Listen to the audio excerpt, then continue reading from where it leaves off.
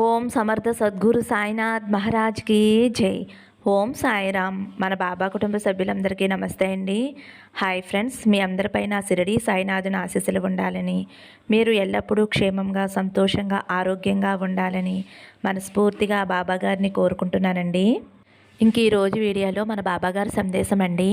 మన బాబాగారు ఏమంటున్నారంటే, తల్లి, రేపు నీ జీవితంలో ఒక ఆశ్చర్యం చూడబోతున్నావు. నీ చేతిలో చెయ్యి వేసి చెబుతున్నాను, నా మీద నమ్మకం ఉంటే వీటిలో ఒకటి తాకు తల్లి అని అయితే మన బాబాగారు మనందరి కోసం ఒక మంచి సందేశం తీసుకువచ్చారండి. ఫ్రెండ్స్, తమ్మనేలు చూశారు కదా. మీరైతే బాబాగారిని స్మరిస్తూ సూర్యుని కానీ చంద్రుని కానీ తాకండి. బాబాగారు మీకు ఎటువంటి ధైర్య వచనాలు చెప్పబోతున్నారో బాబాగారి మాటల్లోనే తెలుసుకోండి. ఫ్రెండ్స్, చిన్న రిక్వెస్ట్ అండి, మన వీడియోస్కి అయితే ఒక చిన్న లైక్ ఇవ్వండి. ఇంక వీడియోలోకి వెళ్ళిపోదామండి. ముందుగా అయితే సూర్యుని తాకిన నా బిడ్డ ఎవరైతే ఉన్నారో, తల్లి, నువ్వు ఊహించినటువంటి శుభవార్తతో నీ ముందు ఉన్నానమ్మా. అశ్రద్ధతో వచ్చిన అవకాశాన్ని వదులుకోవద్దు తల్లి. నువ్వు ఎన్నో రోజుల నుంచి బాధపడుతున్నటువంటి ఒక సమస్యకు కలలో కూడా ఊహించినటువంటి ఒక శుభవార్త నీకు అందే విధంగా నీ సాయి తండ్రి నిన్ను అనుగ్రహించబోతున్నాడమ్మా. నేను అన్ని జీవులను సమానంగానే చూస్తాను. ఎవరూ నాకు ఎక్కువ కాదు, అలాగే తక్కువ కూడా కాదు. అందరూ కూడా నాకు సమానమేనమ్మా. అందరూ నా బిడ్డలే. నన్ను ఎవరైతే ప్రేమతో పూజిస్తారో, సర్వము నేనే అని నమ్ముతారో, వారి పట్ల నేను ఎక్కువగా ప్రీతికరంగా ఉంటాను. అలాగే వారి పూర్తి బాధ్యతలు కూడా నేనే స్వీకరిస్తాను తల్లి. నన్ను ప్రేమపూర్వకంగా హృదయపూర్వకంగా ప్రేమించే వారి హృదయంలో నేను ఎప్పుడూ కూడా స్థిరస్థాయిగా నిలిచిపోతాను తల్లి. అలాగే వారి హృదయంలో నా నివాసాన్ని ఏర్పరచుకుని ఉంటాను. నాలోని నిరంతరం కూడా వారు జీవించే ఉంటారు.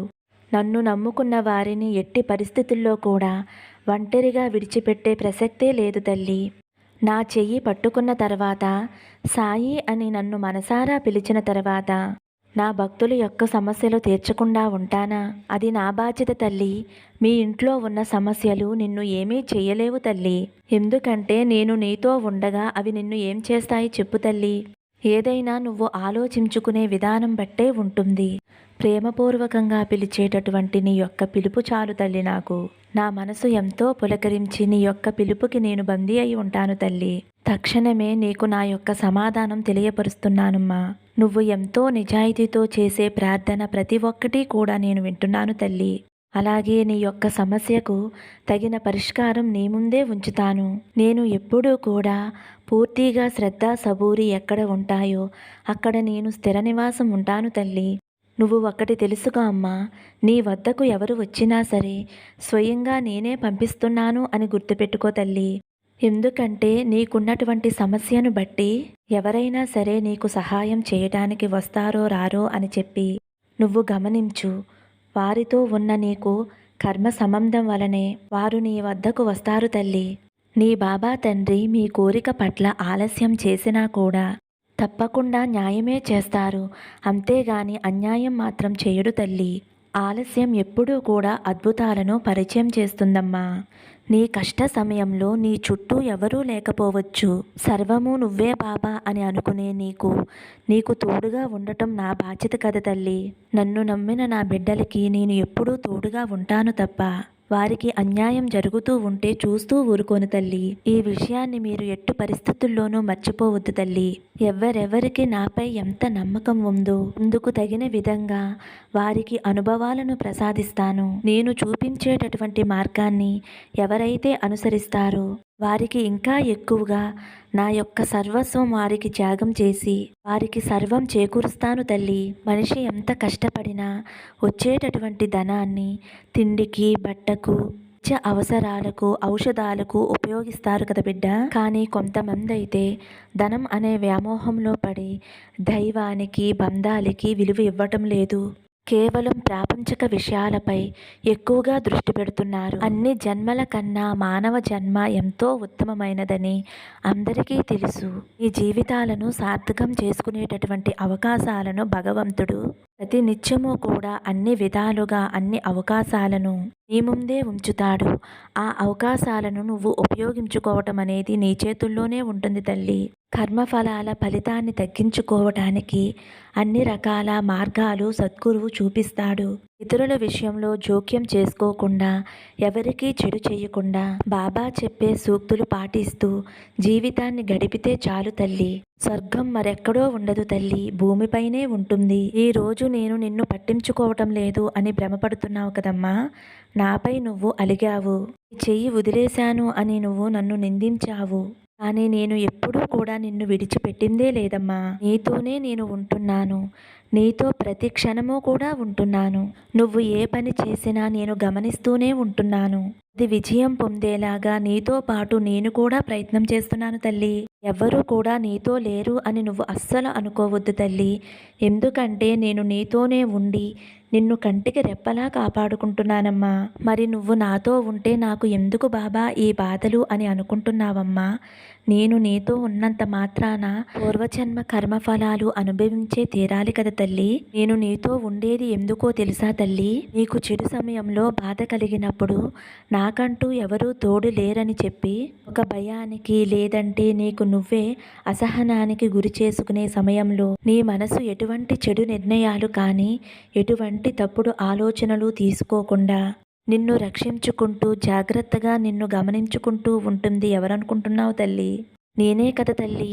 నువ్వు మాత్రం నన్ను అర్థం చేసుకోకుండా నాకున్న కష్టాలు తొలగించటం లేదని, కష్టాల నుంచి, సమస్యల నుంచి విముక్తి కలిగించటం లేదని, నాకు అవసరమైనవి సమకూర్చటం లేదు అని నువ్వు బాధపడుతూ ఇలా నువ్వు ఆలోచిస్తూ ఉంటున్నావమ్మా. అది ఎంతవరకు నిజమనేది నువ్వే ఆలోచించుకో అమ్మా.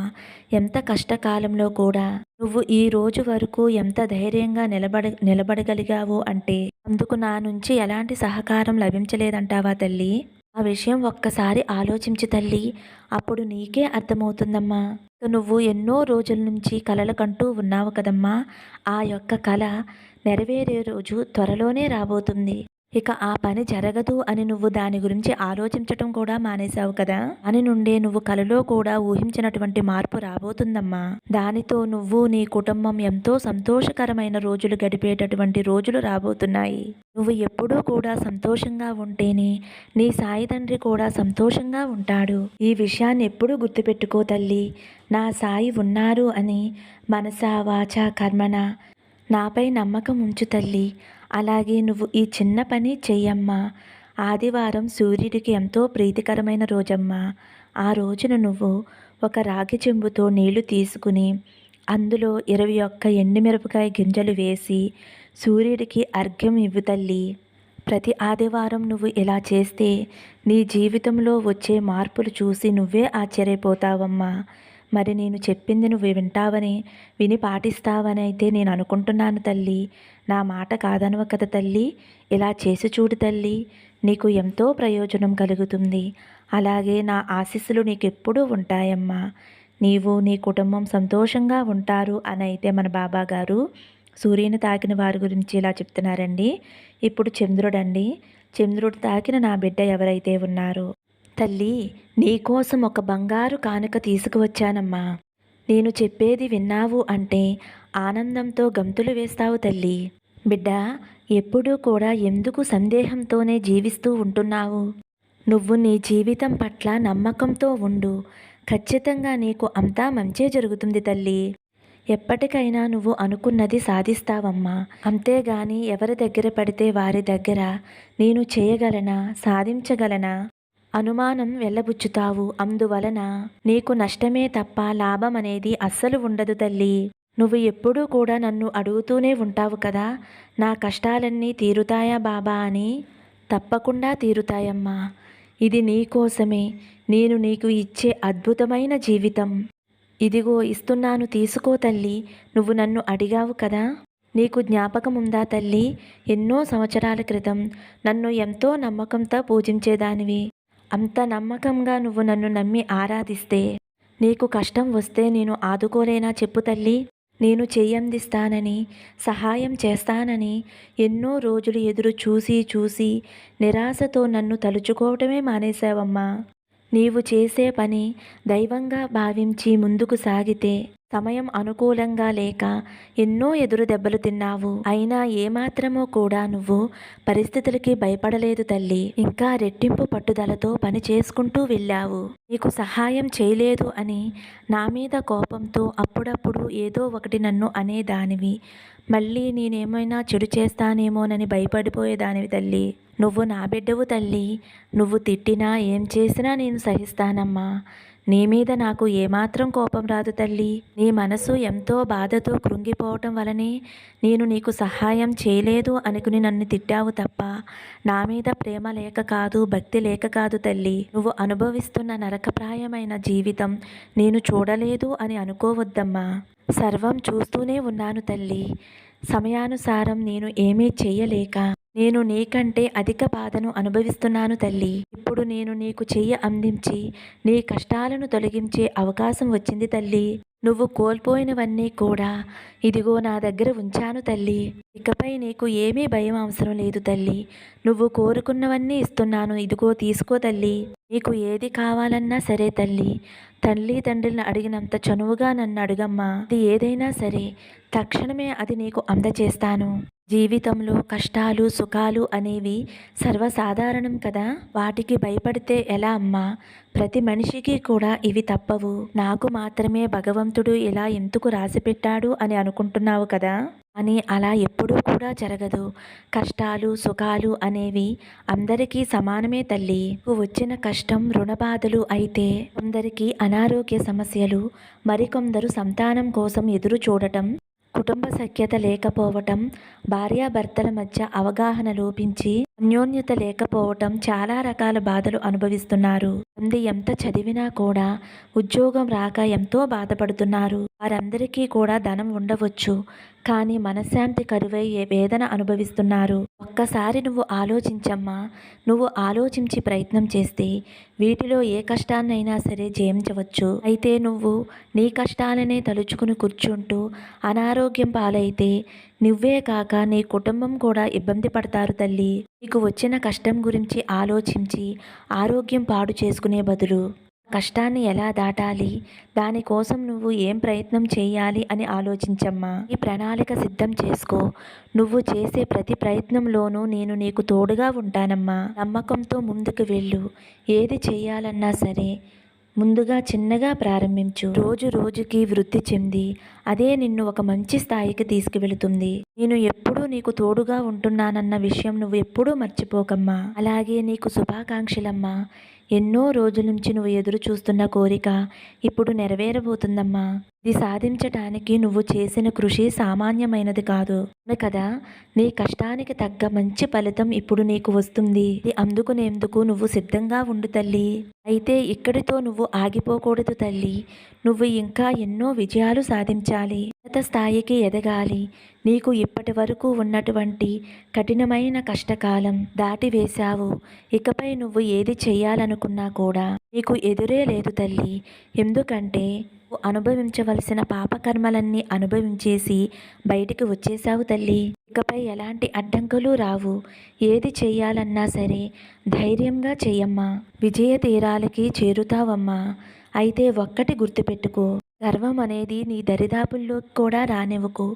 కష్టకాలంలో నీకు సహాయం చేసిన వారిని ఎప్పుడూ కూడా మర్చిపోవద్దు. నువ్వు స్థిరపడిన తర్వాత ఇంకొకరి ఎదుగుదలకు నువ్వు చేయూతనివ్వు. ఇప్పుడు నువ్వు సాధించిన ఉద్యోగం నిన్ను నీ కుటుంబాన్ని సంతోషాలతో ఉంచుతుంది. స్థిరమైన మెట్టు ఎక్కావు తల్లి. మంచి అవకాశాలు అందుకుని విజయ పతాకం ఎగరవేయి తల్లి. కష్టాలు కన్నీళ్లతో విసిగి వేసారిపోయావు. ఇక మీదట వాటన్నిటికీ కూడా కాలం చెల్లింది. నీ శ్రద్ధ సబూరియే నిన్ను విజయానికి దిశగా నడిపించాయి తల్లి. అనుకున్నది సాధించాలి అంటే నీకు కావలసింది అవే కదమ్మా. నువ్వు నన్ను అడిగినవి కూడా అవే. నా ఆశీస్సులు నీకు ఎప్పుడూ ఉంటాయి తల్లి. ప్రతిసారి నేను చెబుతూనే ఉంటాను, మీరు ఇతరులకు సహాయం చేయటం నాకు ఎంతో సంతోషంగా ఉంటుంది అని. పేదవారికి సహాయం చేయటం, పట్టెడు అన్నం పెట్టడం వలన మీకేమీ తరిగిపోదు కదా. నేను మీకు కావలసినంత ధనాన్ని ఇస్తున్నాను. ఆ ధనంలో నీవు పేదవారికి తప్పకుండా సహాయం చేయమ్మా. ఎందుకంటే వారు వారి పాపకర్మలను బట్టి అనుభవిస్తూ ఉంటున్నారు. కాబట్టి అలాంటి వారికి నువ్వు సహాయం చేస్తే నీకే కాకుండా నీ కుటుంబానికి తరతరాల వారికి ఎంతో మేలు జరుగుతుంది తల్లి. ఇతరులకు సహాయం చేయటం వలన నేను ఎంతో సంతోషిస్తానని నువ్వు ఎప్పటికీ మర్చిపోవద్దమ్మా. ఇక నుంచి నీకు అన్నీ మంచి రోజులే.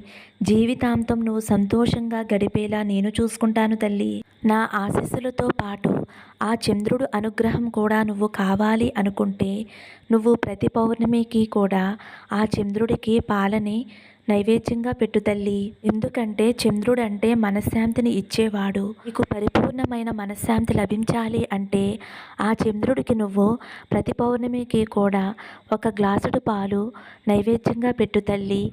ఆయన కిరణాలు పడేలా పెట్టి ఆ పాలని మీ కుటుంబ సభ్యులంతా కూడా తాగండి.